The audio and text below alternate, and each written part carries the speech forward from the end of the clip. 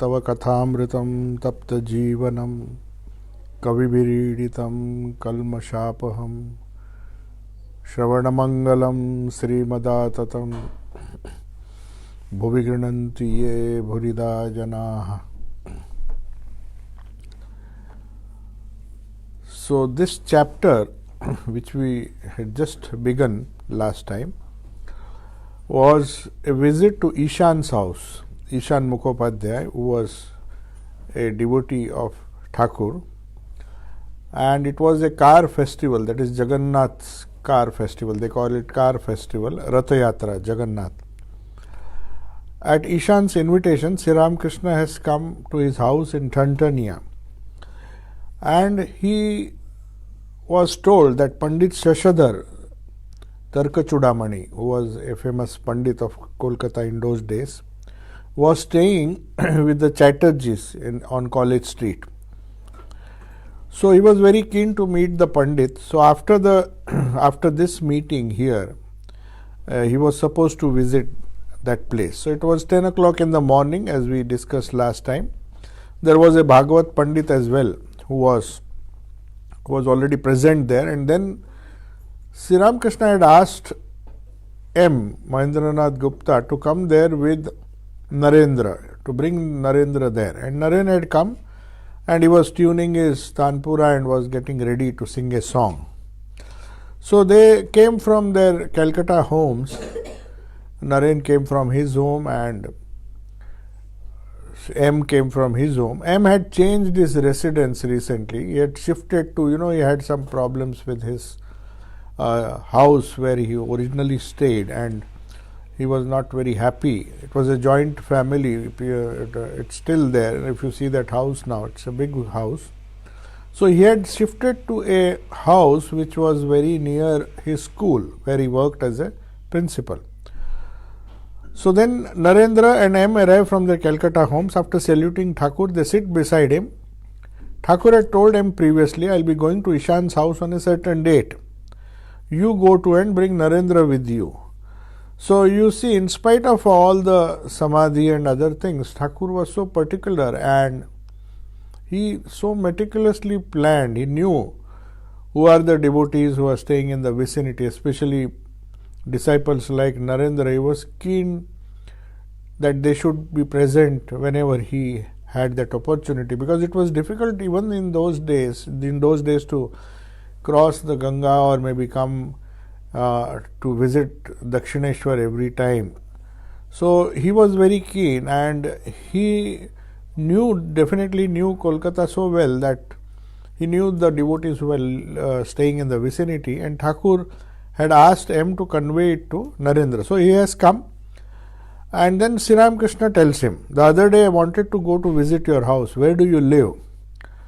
"Sir, now I live at Telipada in Shampukur near the school." So he has shifted his residence. That's not the original house, which is now known as the Master M's house, which has been given to the Ramakrishna Mission. It's quite a big house. Kathamrut, the place where that was his original house, but for some reason he had shifted to a place in Shampukur in Telipada. So we have visited this house. As I told you, recently we got a video also of all the nearly 100 places which we visited. Unfortunately, the commentary is in, most probably it is in Spanish. So Swami Arunananda, who was with us at that time, recorded it. But anyway, this is one of the places which we saw in Telipada, Shampukur, where M stayed for some, perhaps he rented, this was a rented house. And Sri Ramakrishna asked him, "Did you not go to school today?" Because normally weekdays it was very difficult for him to come, as he was a teacher there.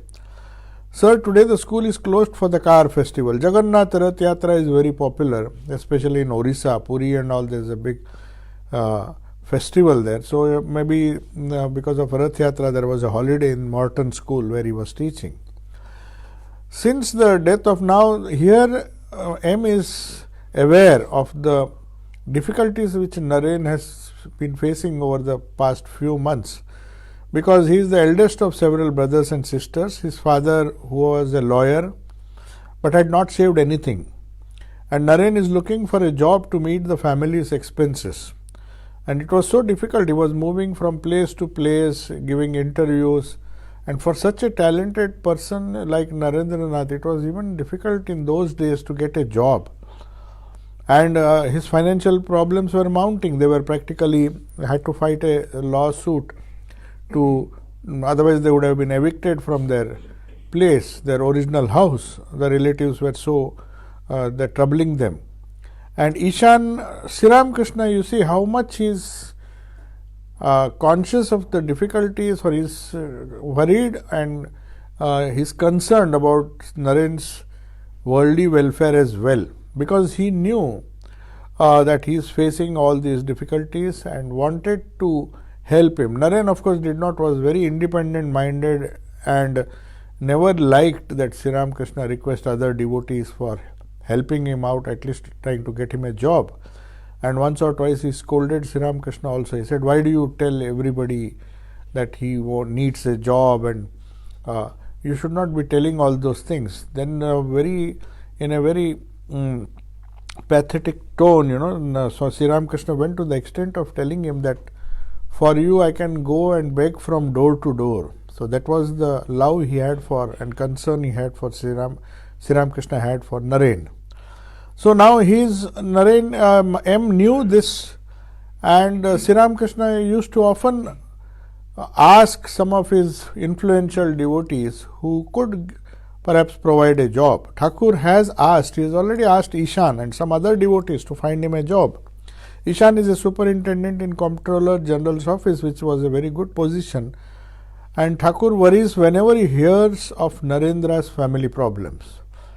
So you see, person was not worried about his own worldly welfare, because he knew the role Naren had to play. Not only that, he had a vision, and of course he was very sure that he would be one of the primary disciples who would take his message all over the world.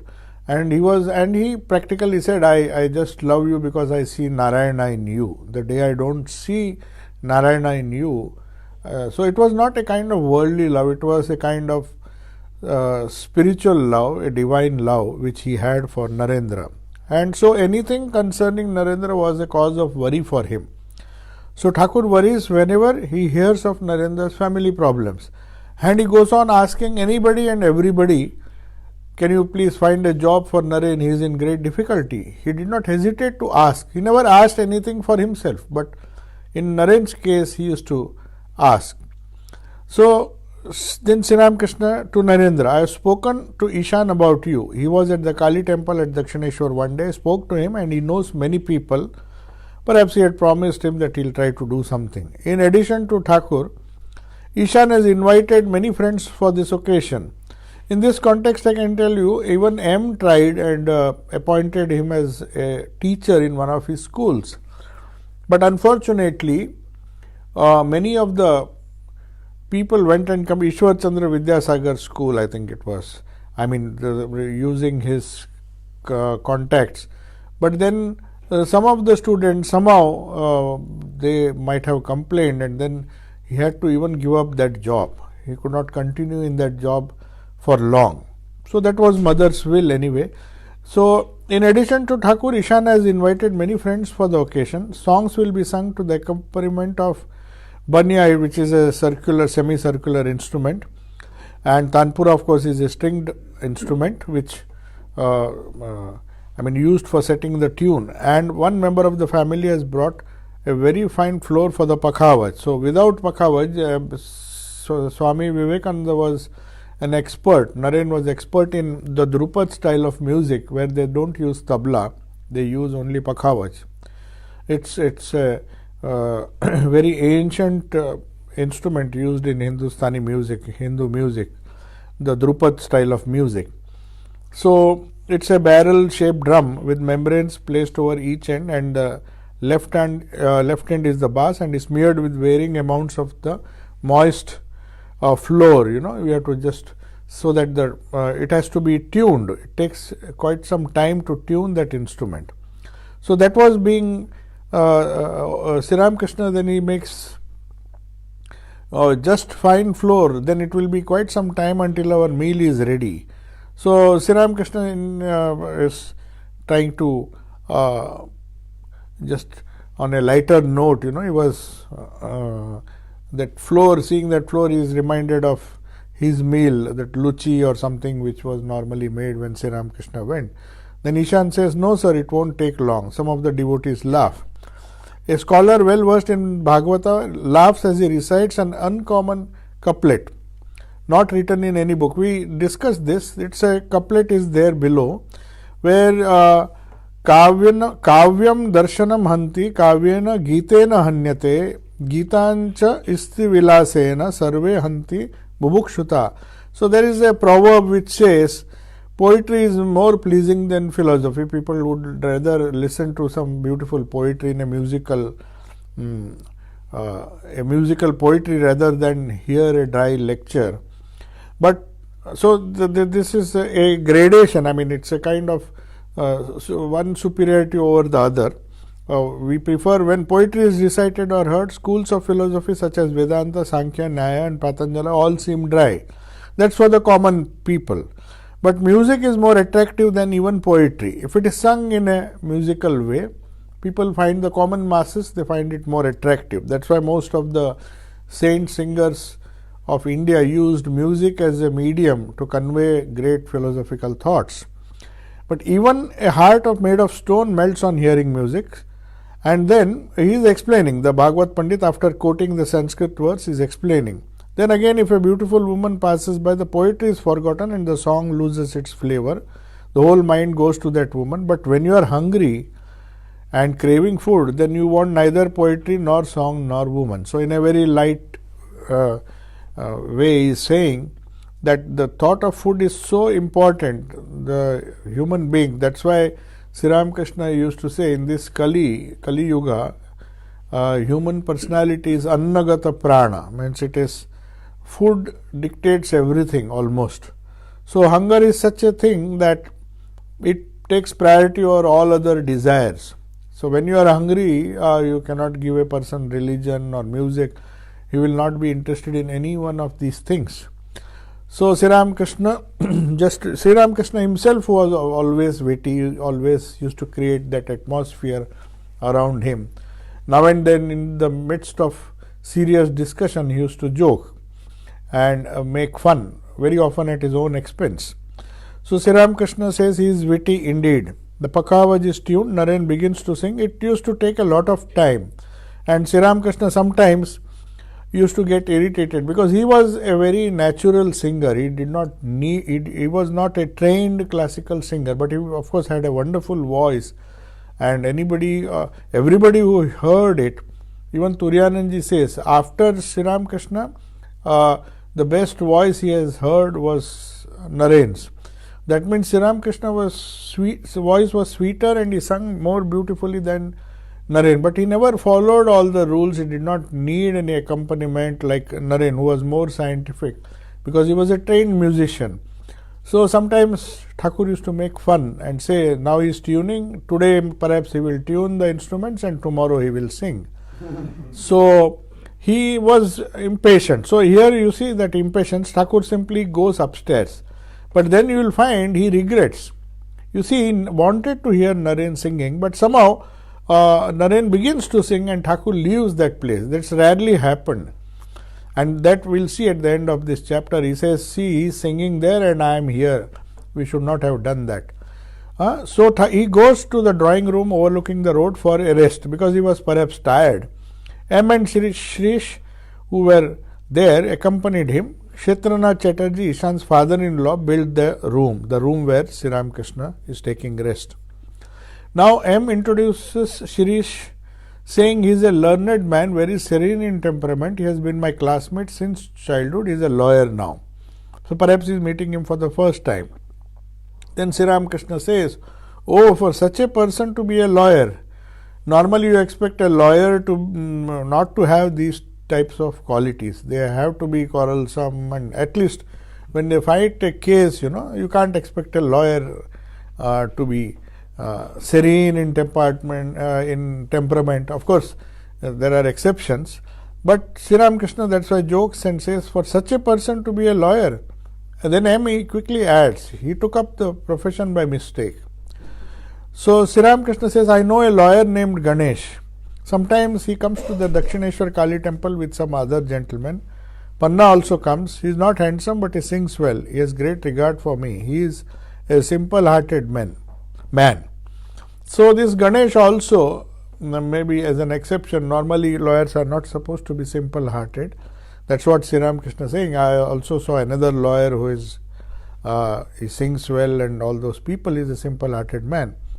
So to Shrish. Now this is a question which Sri Ramakrishna very often asked, and expected the people who have come to ask him questions that they answer, because depending on the answer they gave, he used to give them advice, knowing fully well that if advice is given, if a person is not prepared, first of all he should be sure of what his goal in life is. If his goal in life is ascertained, then he can give advice. You can't give advice to a person who is not sure of what he wants to do with his own life. So he very often, you will find, he asked the same question to the other people also. There were so many other great scholars, pandits who came, and Thakur used to ask them the same question, especially if a person was very well known and had achieved some status in life, because he knew that most of them were so busy with their name and fame and the achievements they had achieved in their lives, that they were perhaps missing out the main purpose of life. So that's why he asks, what do you think is the essence of life? To Shrish. Shrish says God exists and that he alone does everything. Even so, what we conceive of his attributes isn't right. How can a man conceive of him? He is infinite.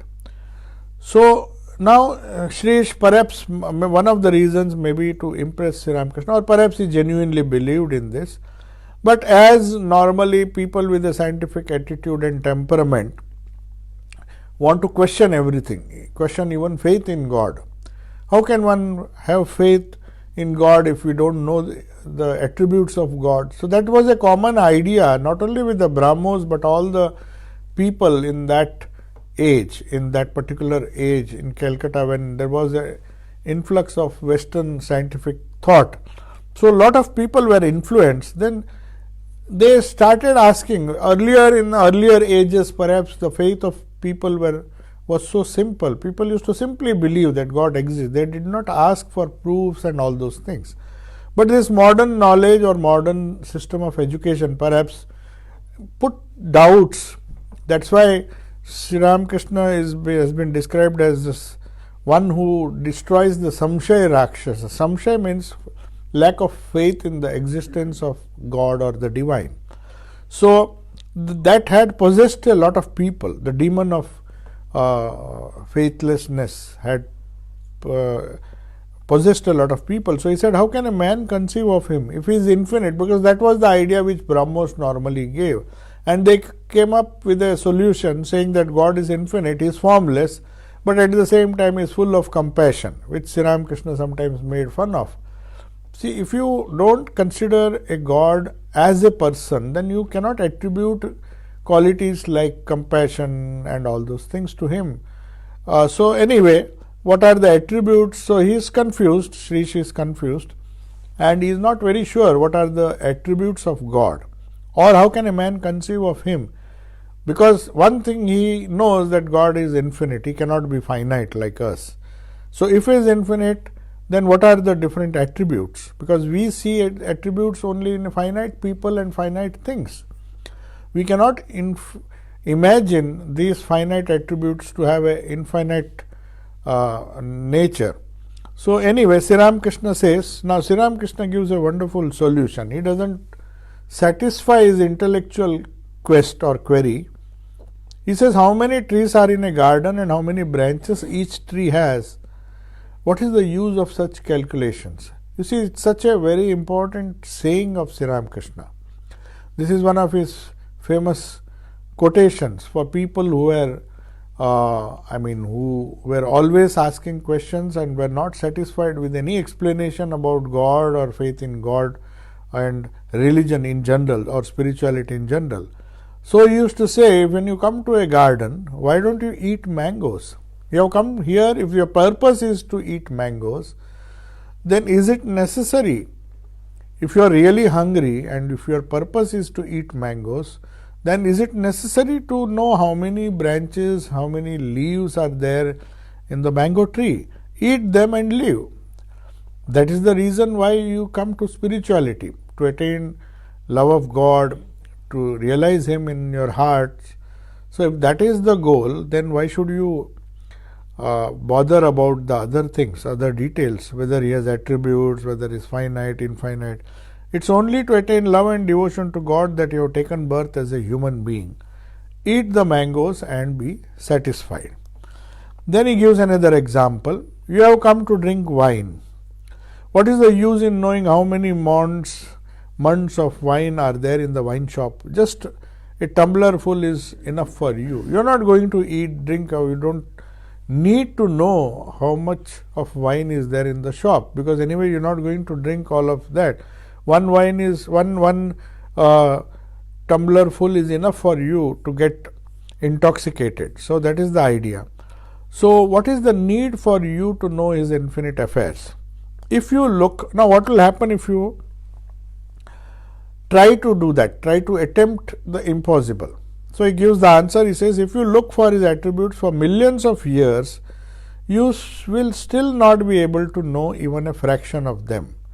Thakur is silent for a while and then he resumes talking. A Brahmin from Bhattapada is also there. So the topic here ends. You remember when Sri Ramakrishna, just to test Girish, when he was on the Kalpataru day, the famous question he asked Girish and the famous answer he gave.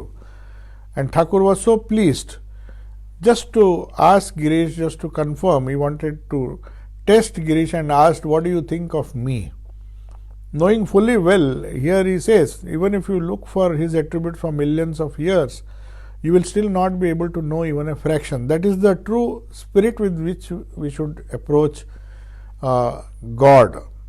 So, and Girish tells him, if what Vyasa and Valmiki, through all the Ramayana and the Mahabharata and all the books they wrote, the Shastras they wrote, even they could not express a fraction of what you really are, then what do you think, how do you think I can do this task? So that impresses Thakur a lot, because he knew this was the essence. If you see, the essence of his teaching is, if you are really keen, if that yearning is there, then it is better you just focus on those things which will help you to get the mango. So this particular fact you will find very much beautifully explained in the Kathopanishad. In fact, it is the central theme. Yesterday I was just reading in our Saturday Upanishad class. Every time I take one particular theme. So yesterday we discussed on the topic of Shraddha. Shraddha, Swami Vivekananda says, is something which cannot be translated into English. He says faith is a very poor word. When you say you have faith in God, it really means nothing, absolutely nothing. What do you mean by we have faith in God? What is the kind of faith? So Shraddha is a word which was used in Kathopanishad. Now here Sri Ramakrishna is speaking of that Shraddha. Eating the mangoes means having Shraddha. That is the goal. Shraddha has 4 elements in that. It's not just faith. So the best, nearest translation would be, if you read the Kathopanishad, Shraddha means faith, first faith, it includes faith, but it's not all about faith. It includes conviction, a firm faith in the eternal reality of God, that God is eternal, whatever may be His attributes, but the eternal reality of God, something which is not temporal as we see in this world. So whatever is not temporary, anitya, whatever is nitya is God. So that is another quality of, that is another aspect of Shraddha. Then if you read the Kathopanishad, it also, Shankaracharya gives a beautiful explanation when in the very second verse, Yama is been approached by Nachiketa, and then there is a verse which says Shraddha entered Nachiketa. What do you mean by Shraddha entered Nachiketa? So Swamiji also translates it in his beautiful lecture, Steps to Realization. I don't know where he delivered that talk, but he says the word Shraddha is not translatable, because when faith entered Nachiketa, what actually happened? First of all, that faith was there. It's when Shraddha entered Nachiketa, what exactly happened? Faith, of course, definitely was there. Otherwise, he would not have gone to Yama and asked the questions and rejected all the temporary gifts Yama had offered him. The king of death, to distract him, gave him so many, tempted him with so many favors and other things. So he was trying to entice him with all these gifts, and he simply refused, knowing them to be fully temporary. That means faith in the eternal reality of God is the faith which is meant in Shraddha. But then that has to become a conviction. So there is a question of conviction. But that is not all. Faith plus conviction is not Shraddha. There is one more element or two more elements in that. The other element is concentration, which only Shankaracharya points out. He says, with a buddhi which is full of dhairya, dhira. So there is the word dhira also used, dhriti. Dhriti means a firm will or a firm conviction, but with a one-pointed buddhi. Now that buddhi is one which helps you to discriminate between the real and the unreal. It's not just the mind, it's not a mental thought. It's not even a continuous mental thought that I have faith in God, I have faith in God, God is my all in all. That's not that kind of faith. But faith in which there is the addition of this buddhi, where the buddhi can discriminate between the real and the unreal. So faith in the real, giving up the unreal, that vivekatmika buddhi, Shankaracharya comments, entered Nachiketa. So it is faith or belief plus conviction plus that kind of sharp buddhi which he says can be had by Shravana and by Manana, continuous meditation on that truth. When the buddhi becomes sharp, it doesn't, that quality has to be acquired. When you meditate, what actually happens when you meditate on your Ishta, your buddhi becomes stronger and stronger, and that buddhi itself increases your Shraddha. So there is an element of faith, belief, there is an element of conviction, there is an element of buddhi, one-pointedness of mind, and then there is another quality which comes, which is a kind of, it is described very beautifully in the second chapter of the Bhagavad Gita, where the Sthita Prajna's Lakshanas are given. So Sthita Prajna is one who is not disturbed by the dualities. It is not just enough to have a buddhi, a sharp intellect. One may intellectually be convinced that God alone is true and others are not true. If it is not true, if it is anitya, then one should be able to not be influenced by the dualities. And that is what is meant, that is what Sri Krishna is explaining through so many verses. Sthita Prajnasya ka bhasha. So who is a Sthita Prajna? His buddhi is not only one-pointed. There may be people who have a very sharp intellect, but at the same time, what does that intellect do? That intellect enables you to hold on to the eternal and just ignore the non-eternal or the anitya. So that when you neglect that, you neglect the dualities, and that is what the whole Sthita Prajna Lakshana, which is explained in so many verses.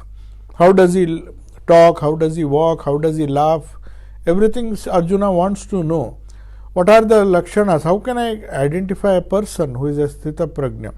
So he will not be disturbed by the dualities. If good comes, it's okay. If bad comes, that is also okay, because he knows the realities, these anitya vastus, they are not eternal. If bad comes, it's not going to last for long. Sorrows come, depressions come, so many things come. So this firm conviction which Nachiketa had, when Yama offered him so many things, so many enticements, he knew this, he is offering me something which may last for some time, but it's not going to last eternally.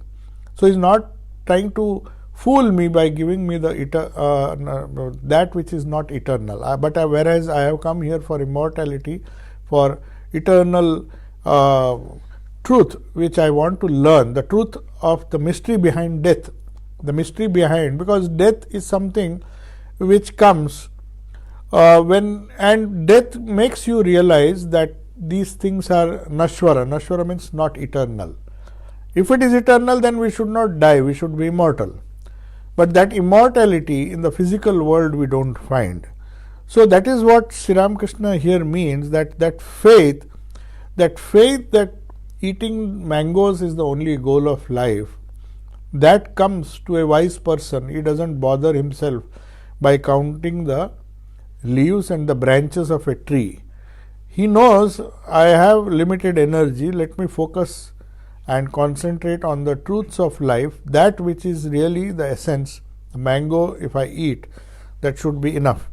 So then Sri Ramakrishna continues and tells M, there is nothing in this worldly life. Now he is telling the anitya part of it. He says the mango has to be eaten, you have to aspire to eat the mango, but then what you have to do to know that that is the only goal of life.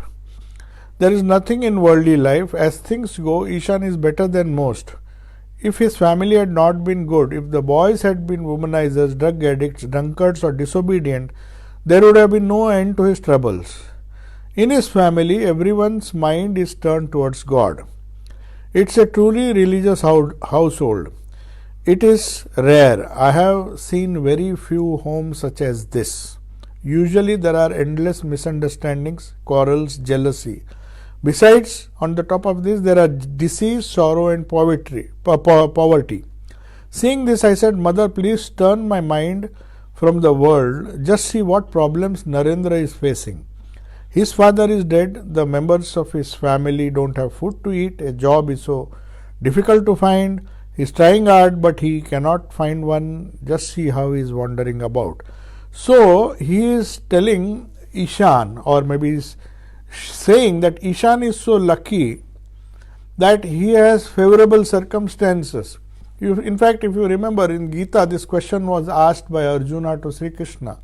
What happens if I don't realize the goal of life in this birth? Will my effort go waste? He says, no. Shuchi nam Srimatam gehe. Yoga brashta. He is born. Yoga brashta means one who doesn't just is about to attain the goal, but for some reason doesn't attain him in this birth. He is born in a Suchinam, in a pure family. Srimatam means one family, a family which is prosperous. That is what is Ishan's condition is. He is born in a more or less good family, rich family, if not a very prosperous family, but he is better than most other families which Sri Ramakrishna has seen. You see, very often, if you take M's life and all the other people, most of the people had some problem or other. Even Naren had so much of difficulty in his own life. But rare are those people, as he says, if everyone's mind, Balram was one such family with Sri Ramakrishna, and he used to take food there because he knew all members of that family were good and pure minded. So, he says it's really a truly religious household. If in his family everyone's mind is turned towards God. So that is a very, very rare occurrence. And Sri Ramakrishna admits that. That's why he said, I have seen very few homes. Since it is rare, he says it is better to keep away from worldly life, or he says there is nothing in worldly life, because he has seen enough problems with so many people who came to him, and only a few rare cases like Ishan and Balram Bose and others. You see Girish's life, you see M's own life, there were other people who came with so much of difficulty. They had to fight on both fronts. Even Naren had to fight on both fronts. He had to fight the lawsuit and see that at least some provision is made for his parents, and that also Sri Ramakrishna had to assure him that they will not be deprived of ordinary food and clothing. When that assurance was given, Naren knew that whatever Sri Ramakrishna said will definitely be fulfilled. That's why he could he could leave the home and take up his wandering life and his mission which his guru wanted him to fulfill. But for that he had to struggle so much, and Sri Ramakrishna is also worried about that, trying to find him a job so that he quickly settles his problems and he can be free. So his idea was that somehow with all these misunderstandings, quarrels and jealousy, then sorrow, poverty, disease and so many things, then where is the time for a person to even think or contemplate on God? Where is the time even to aspire for that mango? So that's what he wants to say. That's why he said, seeing this, I said, Mother, please turn my mind from the world, because if it gets stuck, then it has to deal with all these problems. If things are very good like Ishan's and Balram's, which is very rare, then it is fine. Then that person, aspirant, can continue his spiritual life in a very smooth way. But very often it is not so, which is very rare. And that's why he said, instead of taking a risk, he prayed to the mother not to involve me in all these troubles so that I lose my faith in God. So now he gives Narendra's example. Just see how even he is so much concerned that why are so many worldly problems, one after another, death comes and so many problems, bereavements in his family, Naren's family, and he is not able to concentrate fully on his struggle. So M, you used to come to Dakshineshwar so often. Now he is turning to M. Why have your visits become so few? Maybe you have gotten too attached to your family. Is that why? You see, he is worried about M as well. Seeing him not be able to come, though he was so keen, he practically did not want to go home. Every time he came to Thakur, but with a heavy heart he left. He did all sorts of meditations, and whatever time he got in his in the place where he worked and and his home, which were horrible places to meditate, but still he managed to find a corner and somehow kept up his spiritual pursuits. So Thakur is worried about him, Sri Ramakrishna is worried about him, and he says, why have your visits become so few? Maybe you have gotten too much attached to your family. Is that why? This isn't anybody's fault. Everywhere there is lust and greed. That's why I pray, Mother, if I ever have to take a human body again, don't make me a worldly man.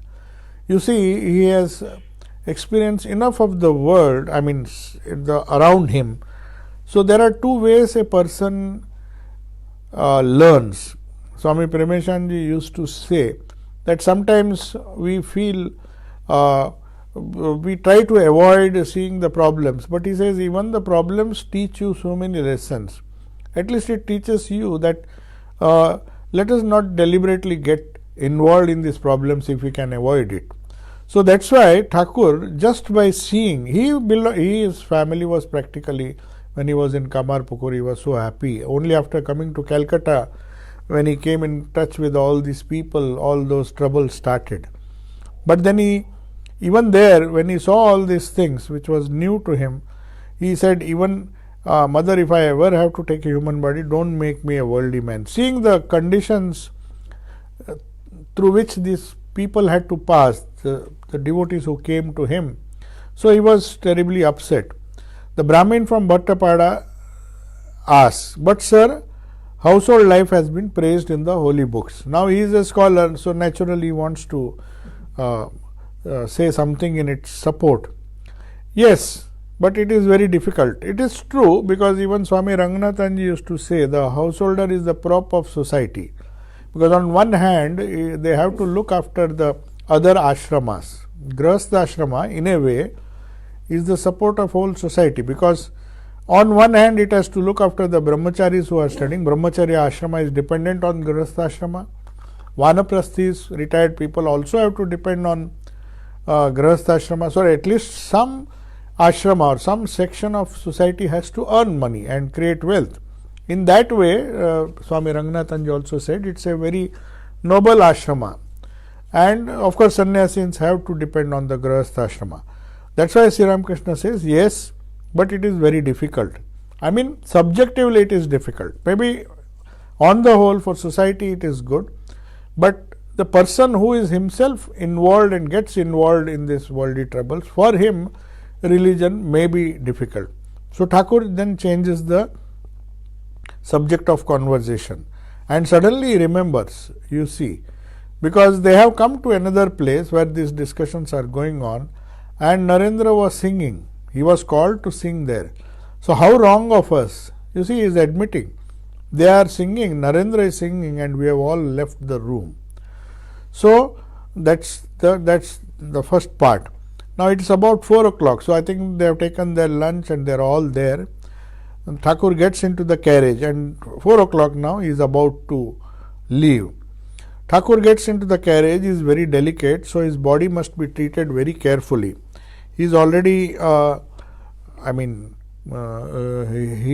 after passing through all the rigors of his sadhana, his stomach was bad. He had a very delicate health. That's why he used to cry before mother. You see, you have made such a weak body. I made my body so weak that I have to go in a carriage to meet devotees. He would have preferred to walk. He was so anxious to distribute his spiritual wealth. So very often he was used to be found praying to mother, saying that you have made my body so weak. Unlike Chaitanya Mahaprabhu, who used to go and sing in the streets, go from village to village and go from place to place, singing the glory of the Lord, which Thakur also wanted to do. But he says, see, unfortunately my body is so weak, because he suffered when he was in Samadhi for 6 months almost. He could not eat anything. It was Hriday who saved his body. So at that time he developed so many diseases, dysentery and other things, because for 6 months there was such a spiritual force passing through his body. So that's why it is so delicate. So his body must be treated very carefully. And of course, the sevaks and those who served him took that care, especially towards the end of his life. So this Kathamriti is normally, all the recordings are done after 82, just 4 years. 4 years which was practically the end portion of his earthly life, where he suffered from so many diseases. So naturally, it is difficult for him to walk on the road. He cannot even walk a short distance. When he gets into the carriage, he is absorbed in Bhav Samadhi. It is the rainy season and is drizzling, the sky is overcast and the road is muddy. The devotees walk behind the carriage. Being the day of car festival, children are blowing horns made from palm leaves. The carriage stops. Now he has not forgotten, because he had heard this famous Pandit Shashadhar Tarka Chudamani had come. So Thakur is warmly received by the host and is yet told that after this meeting I will go there on the way back. The staircase leads up to the drawing room. As he goes up, Sri Ramakrishna sees Shashadhar coming to welcome him. The Pandit appears to be middle-aged. His complexion is fair and shining, and he wears a rosary of Rudraksha beads around his neck. Humbly and with great reverence, he salutes Thakur and leads him to the drawing room. Devotees follow and take their seats. Everyone is keen to sit near Sri Ramakrishna and to listen to the nectar of his words. Narendra, Rakhal, Ram, M and many others are present. Hajra also has come with him from Dakshineshwar Kali temple. So now they have all come to looking at the Pandit. Now some wonderful conversations take place. Pandit Shashadhar was very well versed in the scriptures. So naturally Thakur asks him, and as he normally did with Keshav and the Brahmo devotees, and did not hesitate to speak out his mind to them. Even if he was such a great scholar, though he had a great desire, You see, whenever he heard some great person, a person of great worldly achievement or any achievement was in the neighborhood, like a great philanthropist, Ishwar Chandra Vidyasagar, he did not come to meet Thakur, Thakur went to meet him. So, any great person having some sterling qualities, even if they were worldly qualities or noble qualities, he used to go and meet them. And not only meet them, he knew that these qualities, if these people possess, there is some power of God which makes them so, makes them noble. And he really wished that they got the correct perspective, they got their perspectives right. So, very politely and nicely, whatever little defects or problems they had, he used to go and solve. That is how even his own gurus, they came in fact to give him knowledge, and they ended up taking some knowledge from him, Sri Ramakrishna. So, Shashadhar is also so humble, and he knows, perhaps he knows of Sri Ramakrishna's greatness, and he says, "Sir, I try to," what he asks him. He smiles at the Pandit and says, "Very well, very well. What kind of lectures do you give?" Shashadhar says, "I try to explain the teachings of the scriptures." Then Sri Ramakrishna perhaps thought that there is an excessive inclination on the part of Shashadhar to give a lot of explanations of the Shastras, which perhaps would not suit the simple minded devotees who are listening to them, his followers or whoever listens to them. Perhaps that path may not be suitable. That is why he says, "For the Kali Yuga, the path of love and devotion as preached by Narada is enjoined." Now, this is the refrain you will find throughout in the gospel. Continuously you will find this particular idea Sri Ramakrishna is giving to the devotees. Invariably you will find he is praising the method of Narada's bhakti. Where is the time to perform all those rituals mentioned in the scriptures?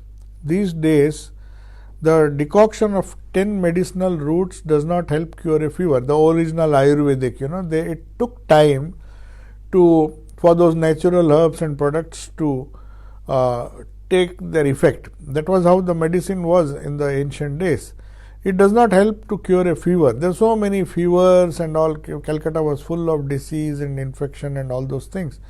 So, a lot of modern medicine had already been discovered, and they used to cure a patient very quickly. That is why he says, by the time such a decoction begins to show effect, the patient runs the risk of being carried off. Fever mixture, that is the popular allopathic mixture which was in those days available there for so many fevers, malaria and especially other fevers, is the medicine for the present age. If you ask them to perform rituals, give them fish minus the head and the tail. So, this is a typical Bengali proverb where the idea is that you give them the essence, don't give them the head and the tail of the fish, which is not palatable. So, his idea was that if at all you want to teach the scriptures, give them the essence and let them not go on wasting their time in useless academic arguments over the various ideas of the scriptures. I tell people that they don't have to perform sandhya and other elaborate acts. Here, of course, he is meaning the rituals, not just intellectual argument. Recitation of the Gayatri is enough, because Sandhya Vandanam, especially among the Brahmins, it was a very, very elaborate ritual. Every day people had to perform, and then they would say Gayatri, and then perhaps if the Ishta mantra is there, they used to repeat it. So, practically a majority of the time used to be spent in all these rituals, and then very little time would be left for Gayatri and the repetition of the mantra. So, if you have to talk of rituals at all, do so only to a few like Ishan, because Ishan could afford. You see, a person like Ishan who is prosperous, who has all the time in the world, doesn't have to worry about his own living. But for others, it is easier to just pray and do, because as it is, they are facing so many troubles in their lives. So, where is the time to do all these rituals? That is why he says, very selectively. He says, he's telling Pandit Shashadhar, you can tell these rituals to Ishan because he is rich, he is prosperous, he has nothing to worry about, he has enough wealth, let him do if he wants. But if at all you have to talk of rituals, do so only to a few like Ishan. That's what he means in this. And then he says, you may lecture 1,000 times and will not be able to change worldly men. Can one drive a nail into a stone wall? The nail is what will bend. The wall will remain as it is. What can the blow of a sword do to a crocodile? The bitter gourd water pot. Normally, that pot which is known as kamandalu, bitter gourd. The bitter gourd is used. That is used for making the pot. The skin is dried and then they remove the pulp and then they make a handle, and that is used as a kamandalu. Now that pot, though they clean it, dry it and everything, they wash it also, but still when you put water, there is a slight taste, bitter taste there.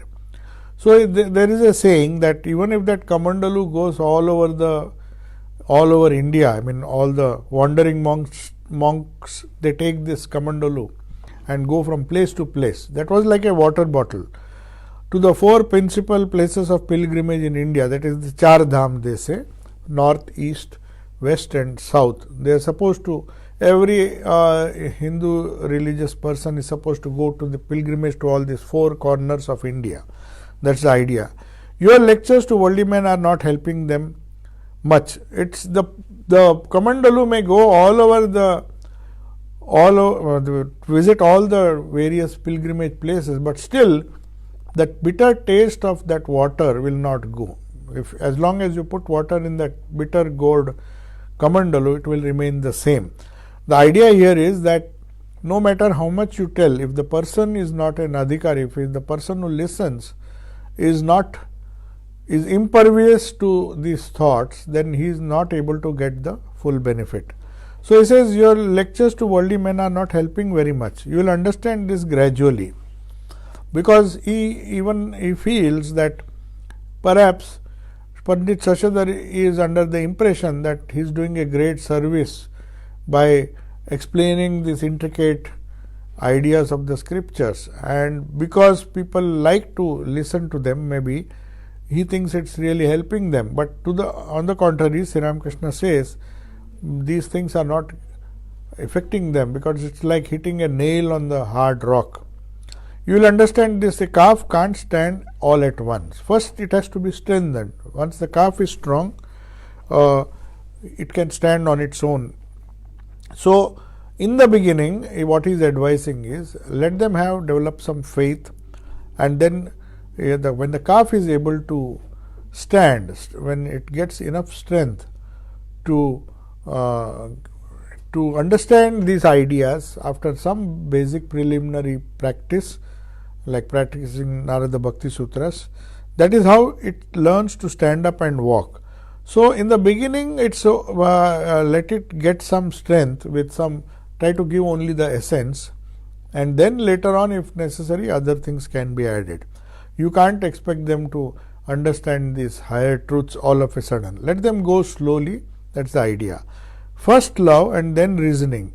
Karma falls off with God realization, yoga and samadhi. Now this is another subheading which he has started. We'll just begin it, read a few things, and we'll continue in the next class. There's just 5 minutes remaining.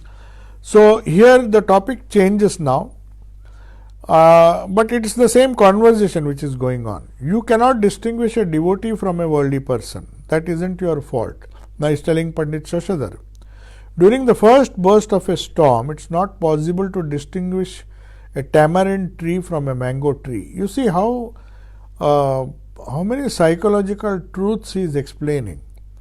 When preachers, very often when a crowd comes, you cannot possibly distinguish the good people from the people who are really getting the benefit from others who are not getting the benefit. They all come as a mixed crowd.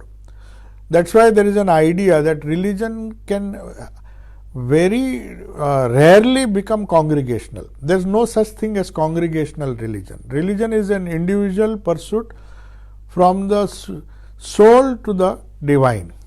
So it is an entirely subjective and individual affair.